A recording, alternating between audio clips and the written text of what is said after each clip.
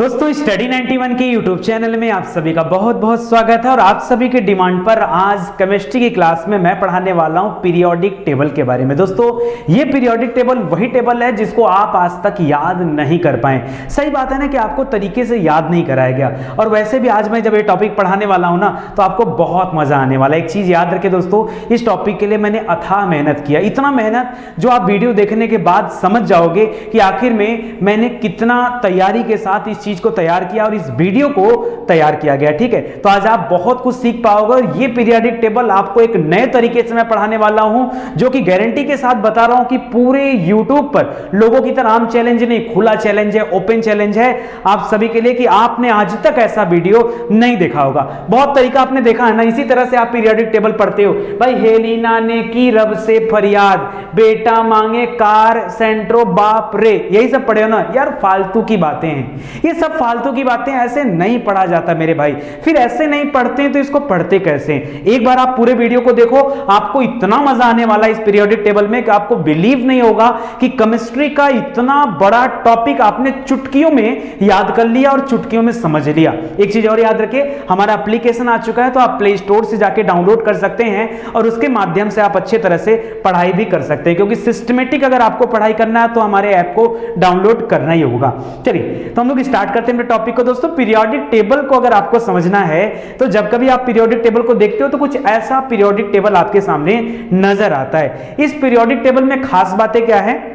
ढेर सारे बॉक्स दिए होते हैं और न जाने क्या क्या इस बॉक्स में कुछ लिखा होता है, और पीरियोडिक टेबल का अलग अलग रंग भी देखने को मिलता है। मतलब अगर आप गूगल पे सर्च करेंगे पीरियोडिक टेबल तो आपको अलग अलग रंग के पीरियोडिक टेबल मिल जाते हैं। समझ में नहीं आता कि रंगीन बस जानबूझ के बनाया गया है, यानी इसको अच्छा दिखाने के लिए, या फिर हर रंग के पीछे कोई कहानी है। तो जो कुछ भी है आज उन सभी तथ्यों के बारे में मैं आपको बताने वाला हूं। तो चलिए स्टार्ट करते हैं अपने टॉपिक को।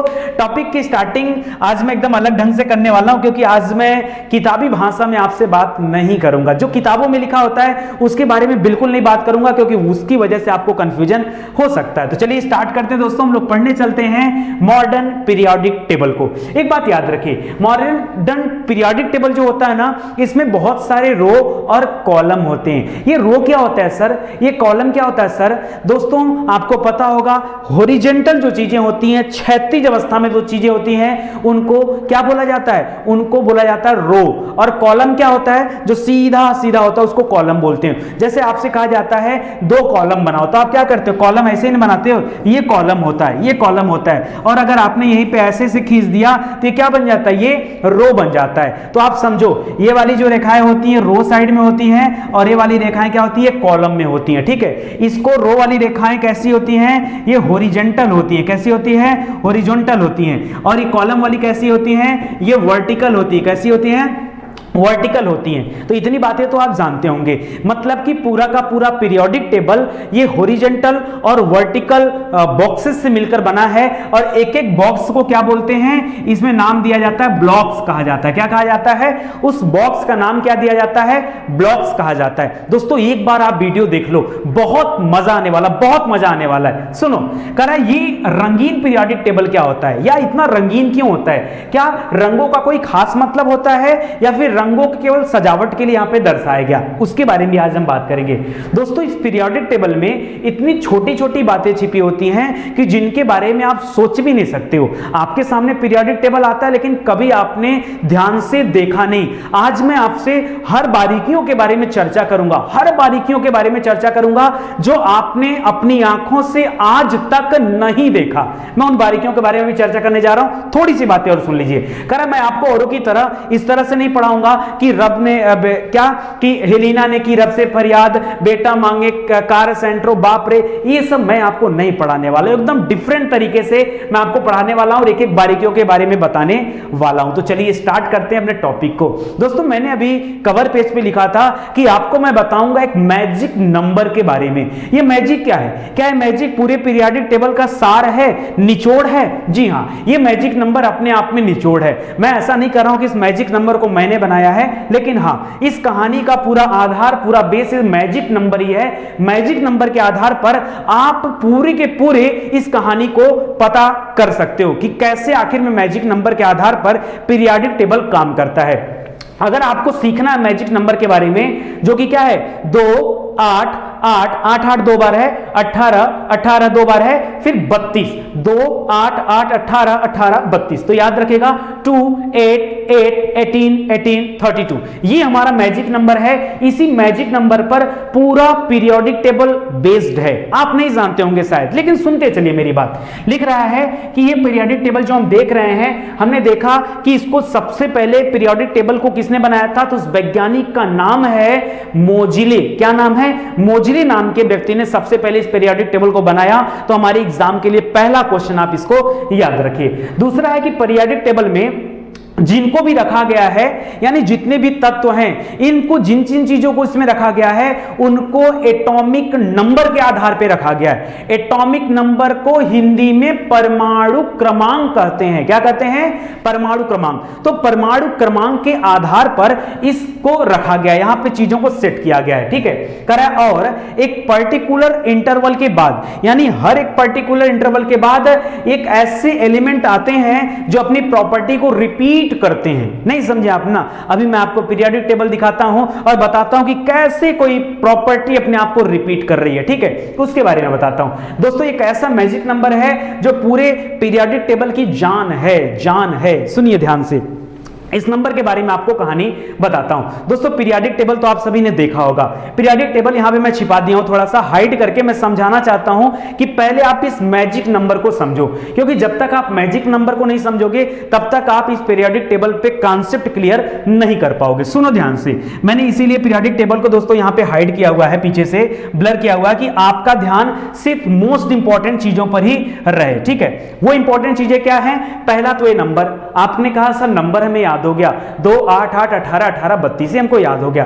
देखिए दोस्तों अगर मैं बात करूं हीलियम की, हीलियम का नाम तो सुना होगा ना। सुनो एक चीज और याद रखो, अगर मैं बात करूं ऐसे वाले किसकी कॉलम की बात करूं तो सॉरी रो की बात करूं तो रो की संख्या कितनी होती है दोस्तों? कुल 7 होती है। मतलब ऐसे करके अगर ऐसे देखो, 1 रो होता है, 2 रो होता है, 3 रो होता है, 4 होता है, 5 होता है, ऐसे 7 होता है। अगर मैं कॉलम की बात करूं तो कॉलम की संख्या कितनी होती है दोस्तों? यहां पर कुल कॉलम होते हैं 18। कितने कॉलम होते हैं? 18।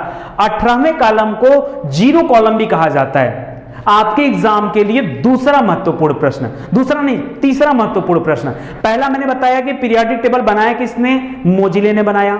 यहां पर रो की संख्या कितनी होती है? 7 रो बने होते हैं। कैसे होते हैं? जो रो होते हैं हॉरिजॉन्टल होते हैं ना, ये 7 रो होते हैं। कितने होते हैं? 7 रो होते हैं। पट्टी गिनोगे ना, 1 2 3 4 5 6 7 होते हैं। और यहां पर देखेंगे अगर ऐसे ऐसे गिनेंगे, लंबे लंबे वर्टिकली गिनेंगे तो इनकी संख्या कितनी होती है? 18 होती है। तो याद रखें 18 वाले को ही जीरो कॉलम भी कहा जाता है। मैं सीधे 18वें नंबर पर आकर के आपको कुछ चीजें सिखाना चाहता हूं और बताना चाहता हूं। दोस्तों यहां पे लिखा हुआ हीलियम, आप परमाणु क्रमांक जब पढ़ते हो पहले नंबर पे हाइड्रोजन आता है। संजोग देखिए हाइड्रोजन यहां पे होता है, पहले वाले कॉलम में है, ठीक है। और ये भी पहले वाले रो में ही आता है, पहले वाले रो में ही आता है हीलियम, लेकिन ये एकदम लास्ट में लिखा हुआ है। भाई लास्ट में क्यों है उसका रीजन भी मैं आपको बताऊंगा, लेकिन पहले आप मेरी बात सुनिए। दोस्तों यहां पर हीलियम जो है ना, हीलियम का परमाणु क्रमांक कितना होता है? 2।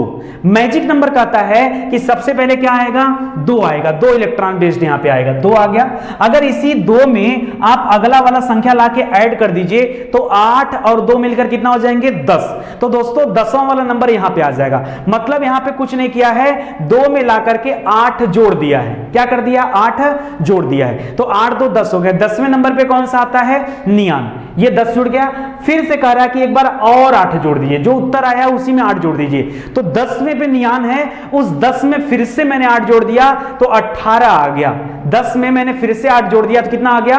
18 आ गया। तो देखिए यहां पर हीलियम नियान 10वें पे है और आर्गन जो होता है वो 18वें नंबर पे आता है। उसका परमाणु क्रमांक 18 होता है। आर्गन के बारे में आप सभी ने सुना होगा, कभी कभी परीक्षा में प्रश्न आता है कि भाई ये जो बिजली के बल्ब होते हैं इसमें कौन सी गैस भरी होती है? तो हम कहते हैं भाई आर्गन गैस भरी होती है। क्या होती है? आर्गन। और पता है ये सभी अक्रिय गैस हैं, इनको नोबेल गैस भी कहा जाता है, इनको इनर्ट गैस भी कहा जाता है। क्यों? क्योंकि ये इसका ऊर्जा स्तर जो होता है वो फुल होता है। क्यों फुल होता है, कैसे फुल होता है वो मैं भी आपको बताऊंगा। थोड़ा सा वेट दीजिए, मेरे अकॉर्डिंग पढ़ेंगे तो आपको चीजें अच्छे से समझ में आ जाएंगी, ठीक है।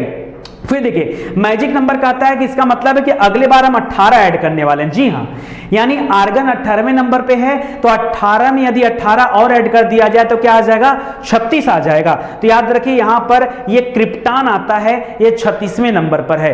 फिर आप कहोगे यानी दोबारा सर 18 ऐड करना है, क्योंकि मैजिक नंबर कहता है कि 18 ही ऐड करना है। तो 36 में 18 ऐड करिए तो 54 आ जाएगा। 54 नंबर पे जेनान आता है। क्या आता है, जेनान आती है, वो भी एक अक्रिय गैस है। ठीक है, उसके बाद क्या आता है, उसके बाद आपको ऐड करना 32। तो 54 में 32 और ऐड कर दीजिए। तो 32 कैसे ऐड करेंगे, 54 10 64 10 74 10 84 2 86। तो 86 वाले पे कौन सा आता है, रेडॉन आता है। दोस्तों रेडॉन से भी एक प्रश्न पूछा जाता है आपसे परीक्षा में कि कभी अगर सुनामी आने वाली है, कभी मान लीजिए भूकंप आने वाला है, ज्वालामुखी फटने वाली है, तो ऐसे में वायुमंडल में एक गैस की मात्रा बढ़ जाती है। कौन सी गैस की मात्रा, रेडॉन गैस की मात्रा बढ़ जाती है, वो यही रेडॉन गैस होती है। ठीक है, तो आप इसको याद रखिए। दोस्तों मैं आपको कुल मिला जुला के ही बताना चाहता हूं कि यहां पर जो सीरियल है ना वो इसी क्रम पे भरे होते हैं, इसीलिए तो मैंने कहा ये एक मैजिक नंबर है। अब आप कहोगे सर क्या पूरा का पूरा पीरियोडिक टेबल इसी फॉर्मेट में भरा होता है, क्या पहला वाला भी ऐसे भरा होता है? हाँ भाई हाँ, पहला दूसरा तीसरा चौथा, आप कोई भी यहां से कॉलम उठा लो, हर कॉलम इसी तरीके से भरा होता है, हर कॉलम इसी तरीके से फिल होता है। सर आपने इसी को ऑप्शन में क्यों मांगा, क्योंकि यह दो ऐसे कॉलम होते हैं जो पूरा 1 से लेकर 7 तक भरे होते हैं। उसमें कौन आता है, 18वां वाला कॉलम, और इधर वाला देखेंगे तो पहला वाला कॉलम। ठीक है, इसीलिए मैंने अपने एग्जाम्पल में ये लिया। चलो ये तो मैजिक नंबर ऐसा रहा। अब एक बच्चे ने पूछा सर क्या इस मैजिक नंबर में, जो ये मैजिक नंबर दिया है, क्या ये मैजिक नंबर सिर्फ कॉलम वाइज काम करेगा या फिर ये ऐसे भी काम कर सकता है? ऐसे मतलब कैसा, रो वाइज भी काम कर सकता है। दोस्तों ये मैजिक नंबर इसीलिए तो है क्योंकि ये रो के वाइज भी ही काम करता है, उस तरीके से भी काम करेगा। सर एक बार दिखा देते तो बड़ा मजा आ जाता। चलिए आइए देखते हैं, घबराते क्यों हैं। पहले मैंने आपको 2 बातें जो सिखाई थी उनको याद कर लीजिए। दोस्तों ये जो लंबी लाइनें होती है ना, ये लंबी लाइनें जैसे यहां पर 1 है 2 3 4 5 6 7, तो मैंने बताया था कि 7 कुल मिला के कॉलम कहा जाता है इनको। ये वर्टिकल होते हैं, इनको कॉलम कहा जाता है। केमिस्ट्री की भाषा में दोस्तों कॉलम के अलावा इनका एक और नाम है, वो कहते हैं पीरियड। क्या बोलते हैं, पीरियड बोलते हैं। ठीक है, क्या आप याद रख सकते हो, इसका कॉलम के अलावा एक और नाम है पीरियड, याद रखेंगे? अच्छा ठीक है, आप याद रखिएगा। दूसरा दोस्तों अगर हम रो वाइज बात कर लें, ऐसे ऐसे जो बना होता है इसको हॉरिजॉन्टल बोलते हैं, इसको क्षैतिज आकार बोलते हैं। ठीक है, और इसको रो के अलावा इसको ग्रुप्स का भी नाम दिया जाता है। क्या नाम दिया जाता है, ग्रुप्स का भी नाम दिया जाता है। तो ऐसे ग्रुप होते हैं और ऐसे पीरियड होते हैं। क्या आप याद कर सकते हो मेरी इतनी बात को? दोस्तों एक एक पॉइंट को याद करो, मैं पीरियोडिक टेबल का सार बता रहा हूं, इस तरह से आपको कहीं नहीं मिलने वाला है। एक एक स्टेप पढ़ो, वादा मैंने किया है ना, चैलेंज भी किया ना, आपको चीजें सिखा कर रहूंगा।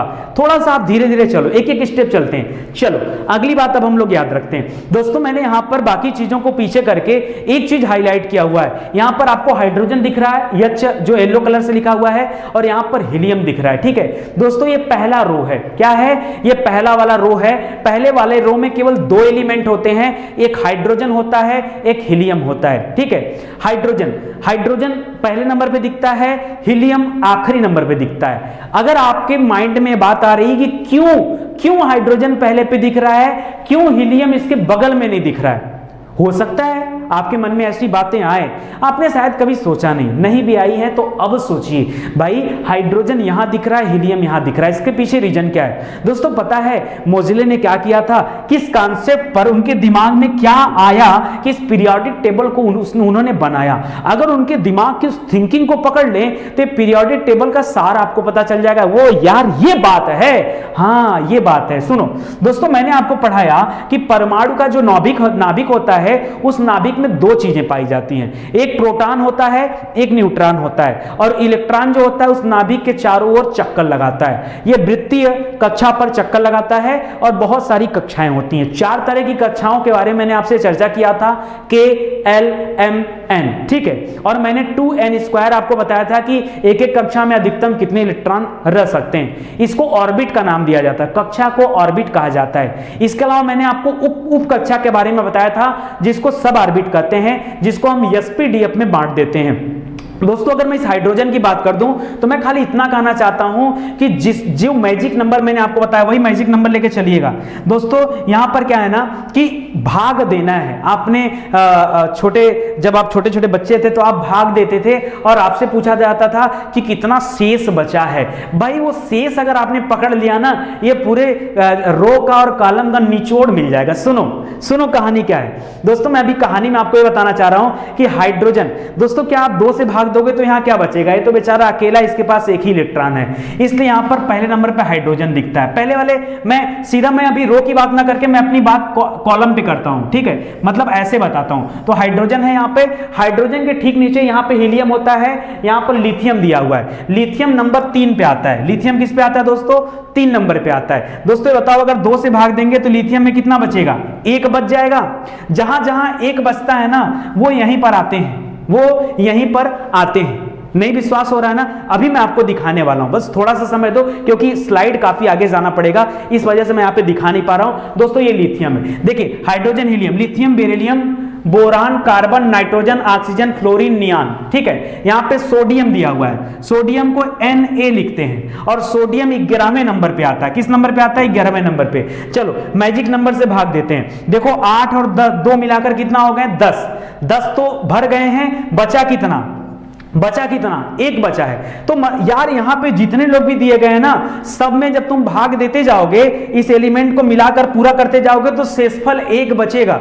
सर इसका मतलब है कि जो दूसरे वाले कॉलम में दिया है वहां शेषफल 2 बचेगा, जो तीसरे वाले में दिया वहां शेषफल 3 बचेगा, जो चौथे वाले में दिया वहां शेषफल 4 बचेगा। हाँ यही तो कॉन्सेप्ट है। अभी सिखाता हूं, घबराओ मत, थोड़ा सा वेट करो, साथ दो, पूरा निचोड़ लेकर आया हूं। अब देखो यहां पे क्या है ना, आ जाओ सीधा सीधा रो पे आ जाओ। ये हाइड्रोजन है, ये हीलियम दिख रहा है, ये पहला वाला रो है। एक एक स्टेप करते हैं, ठीक है, घबराइए मत। दूसरे वाले रो पे आते हैं। देखिए यहां पर लिथियम दिख रहा है हाईलाइट होके, लिथियम, बेरिलियम 2 दिख रहा है। फिर देखिए boron, carbon, nitrogen, oxygen, fluorine, neon दिख रहा है आपको? तो ये आप समझ लीजिए, दिखा कि नहीं यहां पे आपको?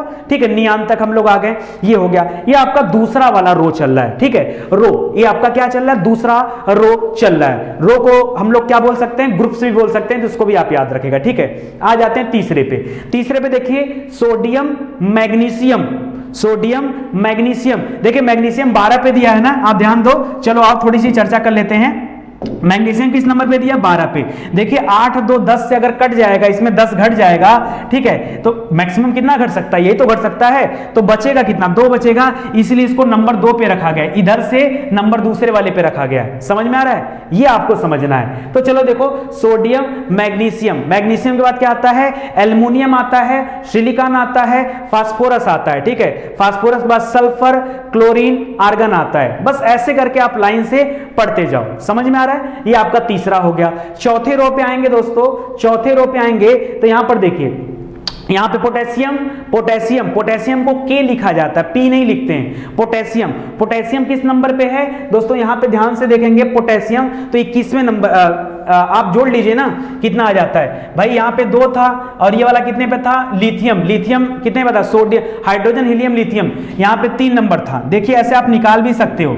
देखो यहां पे हाइड्रोजन था, यहां पे लिथियम था। भाई हाइड्रोजन 1 नंबर पे है, लिथियम 3 नंबर पे। क्यों? क्योंकि इसी हाइड्रोजन में 2 जुड़ा है, 3 आ गया लिथियम। लिथियम के बाद यहां सोडियम था, सोडियम 11 नंबर पे आ गया। सोडियम मतलब Na, सोडियम मतलब, 1 मिनट, सोडियम मतलब क्या हो गया? Na। 1 मिनट यार, ये तो काम नहीं कर रहा मार्कर। सोडियम मतलब Na, ये था 11वें नंबर पे। कैसे? तो यही 8, 2, 10, 8, 2, 10 जब जुड़ गया तो ये इसका 1 आ गया। भाई 10 जुड़ा है प्लस ये पहला वाला कॉलम है तो 1, तो 11 नंबर पे हो गया, ठीक है, ये 11 हो गया। फिर से आपको 8 जोड़ना है, ठीक है, तो 11, 8 क्या हो जाएगा? 19, ठीक है। तो 19वें नंबर पे क्या हो जाता है? पोटेशियम आता है, यानी के वाला मान क्या हो गया? के का मतलब जहां के दिया यहां पे क्या होगा? इसका परमाणु क्रमांक 19 होगा। ये सब मैं आपको सिखाऊंगा, लेकिन अभी आप खाली मोटी मोटा समझो। मैं आपको ये दिखाना चाह रहा हूं कि रो में कितने होते हैं, तो ये आपको रो दिखा रहा हूं कि आप रो देखो, ठीक है, ये रो देखो।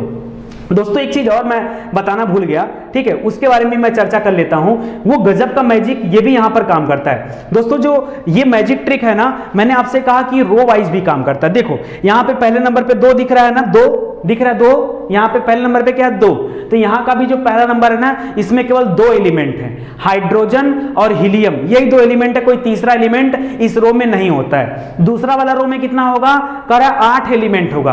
कैसे 8 एलिमेंट होगा देखोगे ना, मैं दिखाता हूं, देखो कैसे 8 एलिमेंट है, गिनती आप मारो, लिथियम बेरिलियम 2 हो गया, boron, carbon, nitrogen, oxygen, fluorine, neon, देखो गिनो 1 2 3 4 5 6 7 8, बोलो 8 हुआ कि नहीं, 8 हुआ कि नहीं, समझ रहे हो। तो पहले वाले रो में 2, दूसरे वाले रो में 8। मैजिक नंबर हर तरीके से काम करता है। फिर देखो तीसरे वाले में भी 8 आएगा, कह रहा है जो तीसरा वाला भी हम रो बात करने जा रहे हैं ना, जिसमें क्या आता है, जिसमें सोडियम मैग्नीशियम आएगा, उसमें भी टोटल 8 एलिमेंट ही होंगे। कितने एलिमेंट होंगे टोटल, 8 एलिमेंट। चलो देख लेते हैं कि 8 एलिमेंट है कि कितना एलिमेंट है। देखो यहां पे सोडियम मैग्नीशियम, ठीक है, 2 हो गए, aluminium, silicon, phosphorus, sulphur, chlorine, argon, गिनती मारो 2 3 4 5 6 7 और 8, तो कितने हो गए, यहां भी 8 हो गए। तो देखो तीसरे वाले कॉलम में भी 8 होता है। इसके अनुसार है कि चौथे कॉलम में कुल कितने एलिमेंट दिखते हैं, 18 एलिमेंट दिखते हैं। तो देखो ना ध्यान से, यहां पे चौथे वाले कॉलम में कुल 18 एलिमेंट नजर आएंगे। कैसे,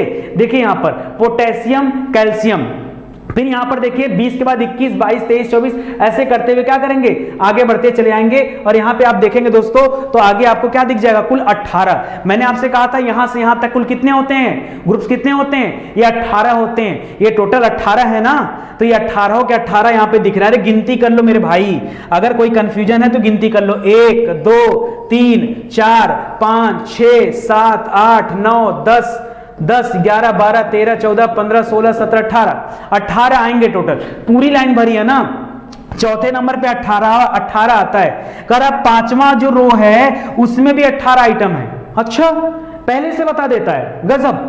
आपने कभी केयर किया इस चीजों को, आप केयर करो। तो देखो पांचवे भी क्या है, पूरा का पूरा 18 है, यहां से लेकर यहां तक पूरा का पूरा क्या है, जिनान तक, ये पूरा 18 आइटम यहां पर दे रखा है। कर अब पांचवें नंबर पे 32 आइटम है। अब देखते हैं तुम 32 कहां से दिखाते हो।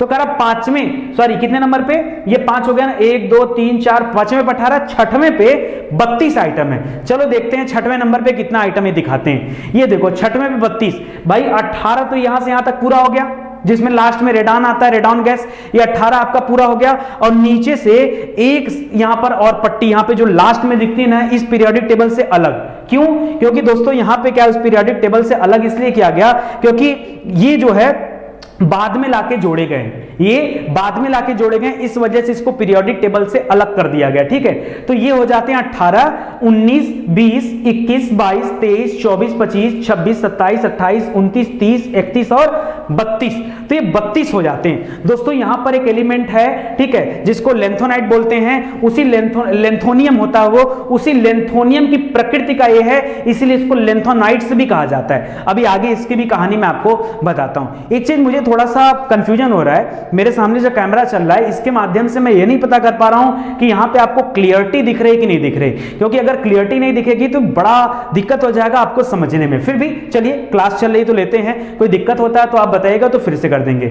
अब इसके बाद दोस्तों जो सातवां रो है ना, ये कुछ इनकम्प्लीट है, अभी इसमें धीरे धीरे एलिमेंट्स लाए जा रहे हैं और भरे जा रहे हैं, तो इनकम्प्लीट है, इस वजह से इसको इनकम्प्लीट माना गया है। तो कुल मिला जुला के जो मैजिक नंबर है वो हमें क्या सिखाता है, मैजिक नंबर, हमने जो मैजिक नंबर से सीखा कि पहला वाला जो रो है उसमें अधिकतम कितने एलिमेंट हो सकते हैं, 2 एलिमेंट, दूसरे वाले रो में अधिकतम 8 हो सकते हैं, तीसरे वाले रो में 8 हो सकते हैं, ठीक है, चौथे वाले में 18 हो सकते हैं, पांचवें वाले में 18 हो सकते हैं, और छठवें वाले में कितना हो सकते हैं, 32, और सातवां क्या है दोस्तों, सातवां क्या है, इनकम्प्लीट है। हमने आज यही सीखा, प्लस कॉलम के लेके मैजिक नंबर की अगर मैं बात करूं तो हमने ये सीखा कि हर कॉलम में जो कुछ भी दिया होता है, अगर उसमें पहले नंबर पे 2 वाले में है, अगर उसमें हम 8 ऐड कर दें तो यहां पे हमेशा 10वां आइटम दिया होगा, फिर से हम 8 ऐड करेंगे तो यहां पे 18वां आइटम दिया होगा। ये हमने साबित कर दिया, उस चीज को हमने यहां से रियलाइज करके देख लिया है। आगे बढ़ते हैं, कुछ चीजें मैं आपको और समझाता हूं, लेकिन आप बताओ आपको समझ में आ रहा है कि नहीं? धीरे धीरे आएगा समझ में, अभी बहुत कुछ सीखना बाकी है। लेकिन आप पीरियोडिक टेबल में जो हमने पढ़ा कि कुल 7 पीरियड होते हैं और 18 ग्रुप होते हैं। अब बात आती है कि रंगों का क्या चक्कर है। सर अभी तक तो हमने खाली आपको इतना बताया मैजिक नंबर का कॉन्सेप्ट कि आप ऐसे चलो आप ऐसे चलो, कोई फर्क नहीं पड़ता है, मैजिक नंबर ने आपको बहुत कुछ सिखा दिया। अब बात आती है कि रंगों का क्या चक्कर है। भाई अलग अलग रंग दिखाए गए ना, भाई पता चल रहा है कि एक साथ सब पीला पीला एक साथ है। भाई पीला पीला क्यों है, या ये रंगों का चक्कर क्या है, तो उसके बारे में बात कर लेते हैं दोस्तों। उससे पहले मैं चाहूंगा कि आप ब्लॉक के बारे में जान लो, जो ब्लॉक जो छोटे छोटे हिस्सों में बटे होते हैं, एसपीडीएफ के बारे में जान लो। दोस्तों मैंने कल भी आपको पढ़ाया था कि एसपीडीएफ क्या होता है, यह उपकक्षा होती है, इसको सब ऑर्बिट बोला जाता है। यस जो उपकक्षा होती है इसमें अधिकतम इलेक्ट्रॉनों की संख्या कितनी हो सकती है? 2। पी वाले उपकक्षा में अधिकतम इलेक्ट्रॉनों की संख्या कितनी हो सकती है? 6। ठीक है। डी वाले में अधिकतम कितनी हो सकती है? 10। और एफ वाले में कितनी हो सकती है? 14। ठीक है, तो आप इसको याद रखिएगा। इसी से निकलता है कि एक एक कक्षा में कितने क्या हो सकते हैं? इलेक्ट्रॉन हो सकते हैं कक्षा में। ये तो सब कक्षा की बात हो रही है, उप कक्षा की बात हो रही है, सब ऑर्बिट की बात हो रही है। अगर हम बात करें ऑर्बिट की तो मैंने बताया था 4 तरह के ऑर्बिट होते हैं, के, एल, एम, एन। के में क्या होता है? 2 कक्षाएं होती हैं, सॉरी 1 उप कक्षा होती है, इसलिए इसको यस रखा है मैंने। यस में केवल 2 होता है, तो के वाली कक्षा में अधिकतम इलेक्ट्रॉनों की संख्या 2 हो सकती कक्षा में, उप कक्षा में नहीं। यल वाली कक्षा के अंदर 2 सब ऑर्बिट पाए जाते हैं, इसमें यस और पी दोनों होता है, तो 2 अधिकतम हो सकते हैं यस में, पी में अधिकतम हो सकता है 6। 2 और 6 को मिलाकर कितना हो गया? 8 हो गया। समझ में आ रहा है? इसी तरह से देखा जाए तो 2, 8, 18, 32 ये अधिकतम इलेक्ट्रॉनों की संख्या है कक्षा वाइज।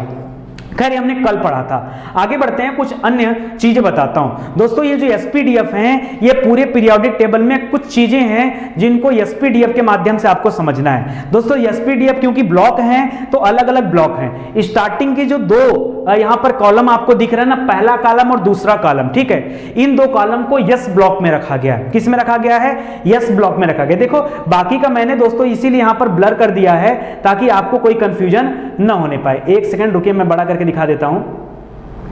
यहां पे दिख रहा है आपको, बाकी को ब्लर इसलिए रखा गया है कि आप सब यार क्या हो जाता है, बाकी को ब्लर इसलिए रखा गया कि आप समझ पाओ। ठीक है, तो यहां पे केवल क्या है? 2 कॉलम आपको दिख रहे हैं जिनको यस ब्लॉक में रखा गया। आप समझो कि किसको किस ब्लॉक में रखा गया। अगर मैं पी ब्लॉक की बात करूं तो ये बगल वाले को पी में नहीं रखा गया है, आप देख रहे हैं ब्लर है, पी में रखा गया इतने, मतलब ये 13 नंबर का कॉलम, 13, 14, 15, 16, 17 और 18, 13 से लेकर 18 नंबर के कॉलम तक जितने एलिमेंट हैं इनको पी ब्लॉक में रखा गया है। इसको किस में रखा गया है? पी ब्लॉक में रखा गया है, पी ब्लॉक में रखा गया है। ठीक है, इसको याद रखेंगे। अब क्यों रखा गया है उसके पीछे रीजन है दोस्तों। यस वाले में, यस अगर उपकक्षा की बात कर दें तो मैंने अभी पीछे आपको पढ़ाया कि यस उपकक्षा में अधिकतम इलेक्ट्रॉनों की संख्या कितनी हो सकती है? 2। तो याद रखिए, क्योंकि हमने अभी पीछे एक चीज और पढ़ा है कि यहां पर शेषफल 1 बचता है, यहां पर शेषफल 2 बचता है, तो 1 और 2 वाले अधिकतम 2 वाले में आ गए, इसलिए इनको यस ब्लॉक में डाला गया है। अब यहां पर अधिकतम 3 बचेंगे, तो 3 वाले को यहां नहीं रखा गया। अब देखिए यहां पर क्या है, यहां पर डी ब्लॉक आता है, पी ब्लॉक आता है, एसपीडीएफ, तो पी ब्लॉक है यहां पर, पी ब्लॉक है। 13 से लेके 18 तक की चीजें किसमें आती हैं? पी ब्लॉक में रखी जाती, इनको पी ब्लॉक के अंतर्गत डाला गया है। उसके बाद डी ब्लॉक की बात करूं तो ये सेंटर वाले जो येलो वाले होते हैं ना, इनको डी ब्लॉक में रखा गया है, एस पी डी। और लास्ट में जो नीचे दिखते हैं ना, उनको एफ ब्लॉक माना गया है। इनको क्या माना गया है? इनको एफ ब्लॉक माना गया है। तो देखो ना, स्टार्टिंग के जो 2 लाइन है इनको एस ब्लॉक माना गया है। इधर 13 से लेकर 18 तक के जो हमारे सीरीज हैं, ग्रुप हैं, इनको क्या माना गया है? इनको पी ब्लॉक माना गया है। बीच वाले को, सेंटर वाले को डी ब्लॉक माना गया है और नीचे वाले को एफ ब्लॉक कहा जाता है। आगे बढ़ते हैं और ब्लॉक से अब आगे चल के और भी चीजें बढ़ते हैं। दोस्तों मैं आपको सिखाने जा रहा हूं कि यहां पर जो यस ब्लॉक है, ये कलर का मतलब क्या है। आप देख पा रहे होंगे इधर जो है कैमल ब्राउन कलर है और यहां पर जो हल्का सा ग्रीन कलर दिख रहा होगा। ठीक है, तो ये कलर क्यों दिए गए भाई? अलग अलग अलग पीरियोडिक टेबल में अलग अलग कलर दिया जा सकता है, लेकिन याद रखिए कभी भी लिथियम का कलर जो होगा वही सोडियम का कलर होगा, वही पोटेशियम का होगा, वही रुबेडियम का होगा, और वही क्या होगा, अलग अलग फ्रेंसियम वगैरह का कलर भी सेम होगा। कभी ऐसा नहीं कि लिथियम का कलर कुछ और हो और सोडियम का कलर कुछ और हो, ऐसा इम्पॉसिबल है। मैं आपसे कहना चाहता हूं कि यहां पे जो कलर की बात कर रहा हूं ना, मैं कहना चाहता हूं कि इनका कलर हमेशा एक जैसा होगा, ये कभी बदल नहीं सकता है, और इनका कलर एक जैसा होगा, ठीक है, ये पूरी पट्टी एक जैसी होगी। इसका मतलब क्या है, लिख रहा है दोस्तों यस ब्लॉक के अंदर दो तरह के रंग आपको दिखाई दे रहे होंगे। दोस्तों इसमें से जो पहला वाला ब्लॉक है, पहला वाला जो रंग दिख रहा है, इसको बोलते हैं एल्कलाई मेटल्स। क्या बोलते हैं, एल्कली मेटल्स, एल्कली मेटल्स कहा जाता है। एल्कली मेटल्स को हिंदी में कहा जाता है क्षारीय धातुएं। क्या कहा जाता है, क्षारीय धातुएं। देखिए परीक्षा में जो प्रश्न पूछता है ना, वो यहां से पूछता है आपसे। क्या प्रश्न पूछता है, सुनिएगा दोस्तों। क्षारीय धातुओं की खासियत होती है कि बहुत मुलायम होती हैं। ये इतनी मुलायम होती हैं कि इनको चाकू से काटा भी जा सकता है, क्योंकि ये धातुएं हैं, और धातु की खासियत होती है कि धातुओं के अंदर चमक होता है। कैसे याद करेंगे, सोना क्या है, धातु है, चांदी क्या है, धातु है। क्या सोने चांदी के अंदर चमक नहीं होती है, होती है।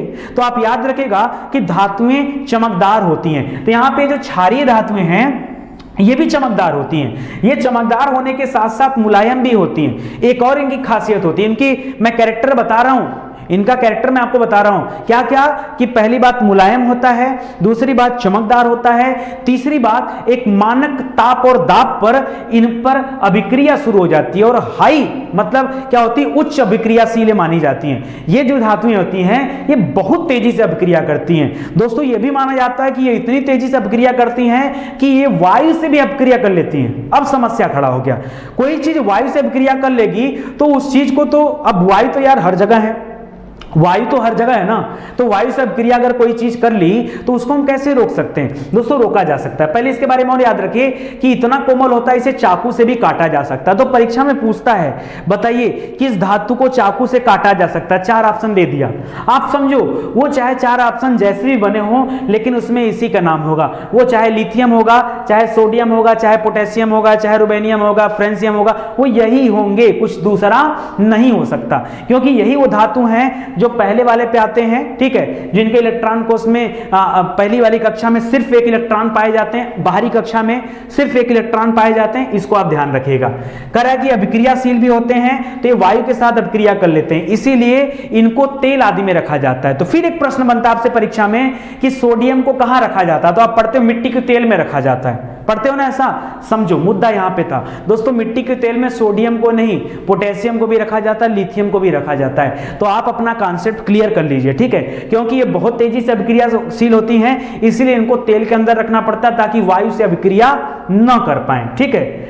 अब जब इतनी अभिक्रिया करती हैं तो वायुमंडल में मुक्त अवस्था में भी नहीं प्राप्त होती हैं, ठीक है, इनका निर्माण किया जाता है या इनको अलग से लाया जाता है। तो एल्कलाई मेटल्स आप याद रखेगा, एल्कली, एल्कलाई बार बार निकलता है, एल्कली मेटल से याद रखेगा। दूसरा जो ग्रीन वाला है दोस्तों, इनको यस ब्लॉक में जो हरे रंग की पट्टी में यहां पर दिख रहा है, इसको एल्कलाइन अर्थ मेटल्स बोला जाता है। हिंदी में क्षारीय पार्थिव धातुएं कहा जाता है। थोड़ा सा अंतर है, ये हाई मतलब बहुत ज्यादा अभिक्रियाशील नहीं होती हैं, थोड़ी सी कम चमकदार होती हैं, और इन पर कोई ताप का बहुत ज्यादा प्रभाव नहीं पड़ता। ये दो तीन मुद्दा है। तो इसीलिए पुराने समय में जो रसायन वैज्ञानिक थे वो इसे मृदा का रूप मानते थे, खास करके क्षारीय मृदा का रूप मानते थे, क्योंकि इनके गुण उस क्षारीय मृदा से मिलते जुलते थे। तो यहां पर जो दूसरे वाले में दिया है, जैसे बेरिलियम हो गया, सब मिट्टी से संबंधित हैं। आप देखो, आप अगर कृषि विज्ञान पढ़ोगे उसमें बेरिलियम का पता चलेगा पौधों में मिट्टी में इस चीज की कमी होने से पौधे को कोई ना कोई रोग हो जाता है, तो क्या होता है, वो बेरिलियम होता है, वो मैग्नीशियम होता है, वो कैल्शियम होता है, वो जो है आपका जो क्या होता है, कैल्शियम क्या होता है, चूना होता है ना, वो भी देखो मुक्त अवस्था में मिलता है मिट्टी में, ठीक है। तो याद रखेगा, ये हो गया स्ट्रेनियम, हो गया बेरियम, हो गया रेडियम, हो गया, तो आप इनको याद रखेगा, ठीक है। चलिए आगे बढ़ते हैं दोस्तों। अब आगे बढ़ते हैं पी ब्लॉक में आते हैं, क्योंकि हम जानते हैं कि पी ब्लॉक लास्ट में दिखता है, यस ब्लॉक पहले दिखता है, पी ब्लॉक लास्ट में दिखता है। अब देखो पी ब्लॉक में चार कलर दिए हैं, एक तो ये वाले कलर हैं, ठीक है, जो आपको क्रीम कलर दिख रहे होंगे, एक गुलाबी वाला रंग दिख रहा होगा, एक आसमानी रंग दिख रहा होगा, एक रेड कलर दिख रहा होगा। ये 4 रंग यहाँ पे दिखते हैं और चारों रंग की अपनी अपनी विशेषता है। अब देखो यहाँ पे जो पहला वाला मैं लेता हूं, ये जो क्रीम कलर दिख रहा है, इसकी विशेषता लेता हूं, जिसमें यहाँ पर एल्युमिनियम दिख रहा है। ठीक है, तो ये इसकी विशेषता क्या है सुनिए दोस्तों, इसको पोस्ट ट्रांजिशन मेटल्स कहा जाता है। ये पोस्ट ट्रांजिशन मेटल्स क्या होता है दोस्तों, इसको हिंदी में संक्रमणोपरांत धातु कहा जाता है। एक्चुअली क्या है ना, इसके ठीक पहले जो धातुएं हैं उनको भले ही डी ब्लॉक में रखा गया है, क्योंकि यस में इनको, पी में इनको रखा गया है, उसको डी ब्लॉक में रखा गया है। हम लोग आम बोलचाल की भाषा में एसपीडीएफ बोलते हैं, इसलिए मैंने सीक्वेंस में एसपीडीएफ रखा है। तो पहले मैंने एस पढ़ाया, अब मैं पी पढ़ा रहा हूं। डी वाली ब्लॉक की जो धातुएं हैं वो संक्रमण वाली धातुएं हैं। संक्रमण माने बहुत तेजी से संक्रमण करती हैं, और ये संक्रमण के ठीक बाद वाली धातुएं हैं, इसलिए इनको पोस्ट ट्रांजिशन कहा गया। उसको ट्रांजिशन मेटल्स कहा जाता है, इसको पोस्ट ट्रांजिशन मेटल्स कहा जाता है। एक और चीज बता दूं जिस पे आपका ध्यान नहीं जाता है, अगर मैं सबसे स्टार्टिंग की बात करूं, सबसे स्टार्टिंग में जहां पे अभी मैंने आपको पहला वाला आपको कॉलम पढ़ाया था, क्या हो रहा है, कभी कभी बोर्ड भी हमारी पेशेंस की परीक्षा लेने लगता है। हाँ, मैंने बड़ा मेहनत करके दोस्तों इस टॉपिक को तैयार किया है, उम्मीद है आपको बड़ा ही अच्छा लगेगा और बड़ा मजा आ रहा होगा। थोड़ा सा टिपिकल नजर आ सकता है बट है नहीं।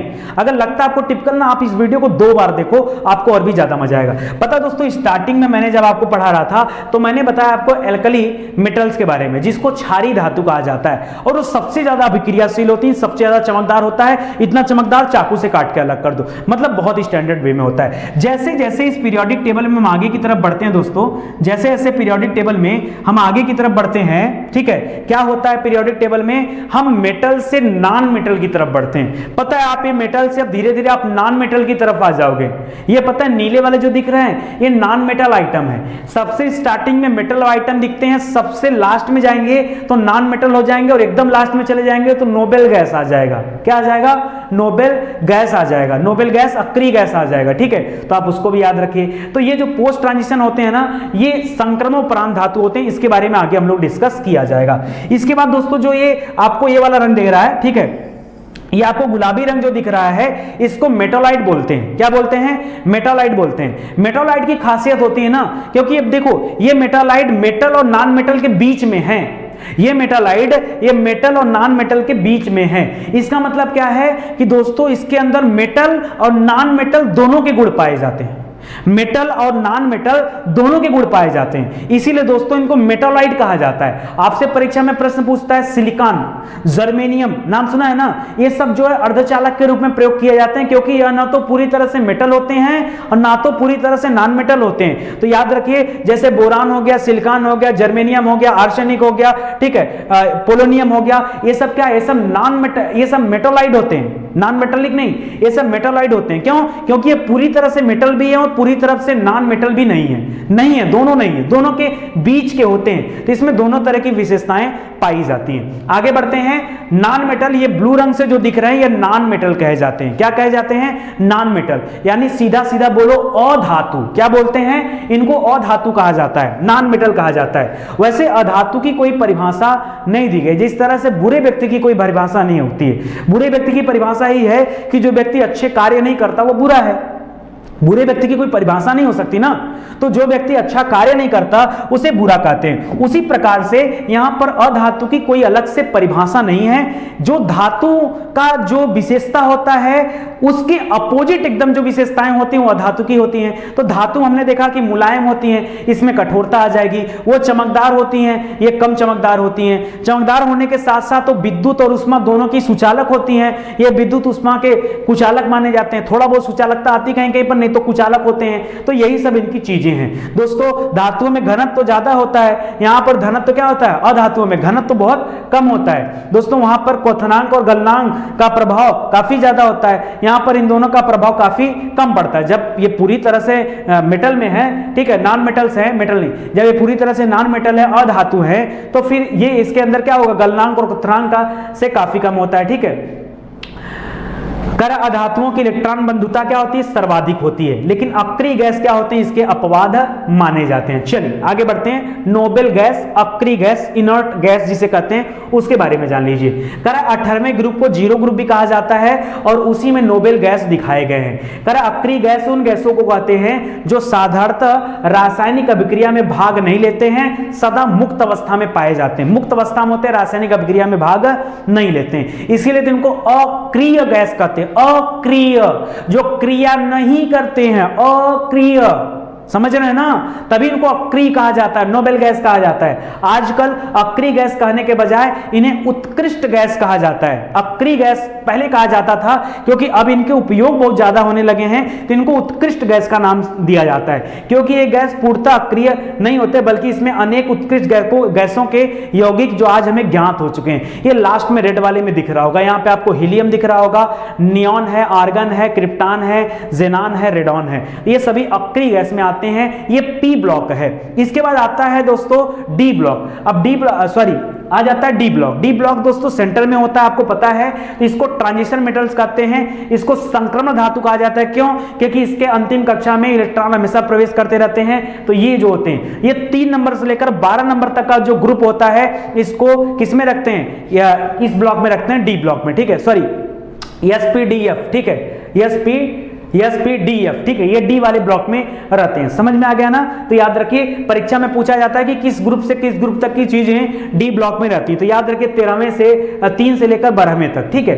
अच्छा, एक चीज और दोस्तों यहाँ पे मुझे बताना है आपसे, एक चीज और बताना है। देखिए यहाँ ध्यान दीजिए, यहाँ पर 2 अलग कलर के, सब पीला दिया हुआ है यार, ये 2 अलग कलर क्यों दिया गया दोस्तों? इसको बाद में कलर दिया गया, इसको जो कलर दिया गया ना, ये कलर बाद में दिया गया। बाद में कुछ चीजों को ढूंढा गया जो कि जिनकी विशेषता इन दोनों से मैच करती थी, खास करके इन दोनों से। एक तो आपका लैंथोनियम है जो 57 नंबर पे आता है, परमाणु क्रमांक 57 होता है लैंथोनियम, और दूसरा है 89 नंबर पे आता है, 89 नंबर पे आता है, एक्टिनियम होता है। दोस्तों इन्हीं को मिलाकर के एफ ब्लॉक बनाया गया है। इसी से मैच करते हुए जो चीजें हैं उनको जुटा करके एफ ब्लॉक में लाया गया। तो आप देखिए, इससे मैच करती हुई चीजें हैं, तो ये जो आपका क्या था, लैंथोनियम था, उससे मिला, उसके प्रॉपर्टी के अनुरूप जितने लोग हैं, मतलब जिनकी क्वालिटी इससे मैच करती है, उनको लैंथोनाइट्स नाम दे दिया गया। क्या नाम दिया गया? लैंथोनाइट्स नाम दिया गया। और जिनकी क्वालिटी एक्टिनियम से मैच करता है, जिसका परमाणु क्रमांक कितना, 89, उनको यहां पे रख दिया गया, ठीक है, इनको एक्टोनाइट्स नाम दे दिया गया। परमाणु क्रमांक का क्या हुआ? क्योंकि इनका परमाणु क्रमांक 57 है, तो दोस्तों बगल वाले का चेंज कर दिया गया। 57 के बाद 58 नंबर यहां आता है, आप समझो, 57 के बाद 58 नंबर क्या होता है, यहां पे आता है। 57 यहां पे नहीं, इसके बगल वाला 58 नहीं है, 58 यहां पे, 58, 59, 60, 61, 62, 63, 64, 65, 66, 67, 68, 69, 70, 71, और तब जब 72 आएगा ना, तब ये 72 यहां से शुरू होगा, 72, 73, 74 ऐसे करते हुए स्टार्ट होगा। फिर जब ये 89 पे खत्म होगा ना, तो 89 के बाद 90 यहां से शुरू होगा, नीचे वाले से 90 से लेकर 103 यहां पे दिया हुआ है, ठीक है। तो इस तरह से ये चीजें होती। समझ में आया कि नहीं आएगा यार? मैंने तो बड़ा मेहनत किया, मुझे नहीं पता आपको मजा आ रहा है कि नहीं आ रहा है, लेकिन अगर चाहेंगे तो मजा आएगा। देखो एक दिक्कत और आ गई सामने। दिक्कत यह है कि कुछ ऐसी भी चीजें हैं जिनको पीले रंग से लिखा गया है। बवाल है यार, सबको तो तुम काले रंग से लिखे थे, दिख रहा है कि नहीं, इसके पीछे हल्का हल्का काला दिख रहा है ना, सब तो तुम काले रंग से लिखे थे यार, इनको पीला रंग से क्यों लिखा गया? दोस्तों हमारे इस पीरियोडिक टेबल में, मॉडर्न पीरियोडिक टेबल में जितने भी चीजों को पीला रंग से लिखा गया, जैसे कि हाइड्रोजन को पीला से लिखा गया, हो सकता है कैमरा कैच ना कर पा रहे हो। दूसरा है हीलियम, परमाणु क्रमांक 2, ये भी पीला से लिखा होता है। नीचे है नाइट्रोजन, ये भी पीला होता है। ऑक्सीजन को पीले से, फ्लोरीन को पीले से, नियान को पीले से। ये जितने को पीले रंग से लिखा गया है ना, ये गैस अवस्था में होते हैं। अगर आपसे परीक्षा में पूछे कि बताइए पूरे पीरियोडिक टेबल में कितने ऐसे तत्व हैं जो गैस अवस्था में पाए जाते हैं, तो देखिए यहां पर हाइड्रोजन गैस है, हीलियम गैस होता है, नाइट्रोजन गैस होता है, आप बताओ, ऑक्सीजन गैस होता है, फ्लोरीन गैस होता है, नियान गैस होता है, क्लोरीन होता है, क्लोरीन पानी को साफ करने के लिए इस्तेमाल किया जाता है, वो भी गैस होता है। आर्गन जो बल्ब में होता है वो भी गैस होता है, क्रिप्टॉन गैस में होता है, जेनान गैस में होता है, रेडॉन गैस में होता है, ज्वालामुखी भूकंप वाला जो बताया मैंने कि वायुमंडल में इसकी मात्रा बढ़ जाती है। तो ये वो गैसें हैं जो होता है। तो गिन लीजिए 1 2 3 3 3 6 6 3 9 1 10 1 11 ऐसे तत्व हैं जो गैस अवस्था में पाए जाते हैं। ठीक है, तो याद रखिए इसीलिए इनको पीले रंग से दिखाया गया है। ठीक है, अब देखिए दूसरी बात आती है, कोई एक चीज पूरे इस जितना भी यहां पर तत्व दिखाए गए हैं इसमें पीरियोडिक टेबल में, उसमें एक ऐसा है जिसका कलर एकदम अलग है, केवल एक अकेला शेर। कौन सा है? ब्रोमीन। ब्रोमीन का परमाणु क्रमांक होता है 35। कितना परमाणु क्रमांक होता है? 35। यार सब मत रटा करो, जो काम की चीजें हैं ना उससे पढ़ो। 35 परमाणु क्रमांक होता है। परमाणु क्रमांक किसका? ब्रोमीन का होता है। 17वें नंबर के ग्रुप में आता है। 17वीं लाइन है ना, क्योंकि इसके बाद अक्रिय गैसों की लाइन है, तो यहां पे आता है। तो याद रखिएगा ब्रोमीन जो है दोस्तों ये द्रव अवस्था में होता है, एकमात्र ऐसा चीज है जो द्रव अवस्था में पाया जाता है, और बाकी के जितने हैं वो सभी ठोस अवस्था में होते हैं। तो यहां पर देखिए ये सभी ब्लैक रंग से लिखे हैं, सब ठोस वाले हैं। जो पीला रंग से लिखा है वो गैस वाले हैं। यहां ब्रोमीन है वो लिक्विड अवस्था में पाया जाता है। तो आज बताइए कि आपको एक क्लास कैसी लगी, समझ में आया या नहीं समझ में आया? अगर समझ में आया होगा तो अभी आगे मैं और भी बातचीत करने वाला हूं इस पीरियोडिक टेबल पर, और इसका अगला पार्ट भी लाने वाला हूं। उम्मीद करता हूं आपको मजा आया होगा, क्योंकि बड़ी मेहनत से क्लास तैयार की गई दोस्तों। तो अगर आपको क्लास अच्छी लगेगी ना तो प्लीज शेयर जरूर से करिएगा, चाहे आप किसी भी सोशल मीडिया से जुड़े हो दोस्तों। प्लीज हाथ जोड़कर निवेदन है, इसका परिणाम आप मुझे दीजिए। अगर आपको लगता है कि नहीं मैंने मेहनत किया है, हमारी टीम ने मेहनत किया है, तो दोस्तों आप सभी से हाथ जोड़कर निवेदन है कि इसको आगे बढ़ाइए, जी भर के आगे बढ़ाइए, ताकि ज्यादा से ज्यादा लोग पढ़ पाए, समझ पाए। आप सभी का धन्यवाद। मिलते हैं अगले लेक्चर में, तब तक के लिए जय हिंद, जय भारत।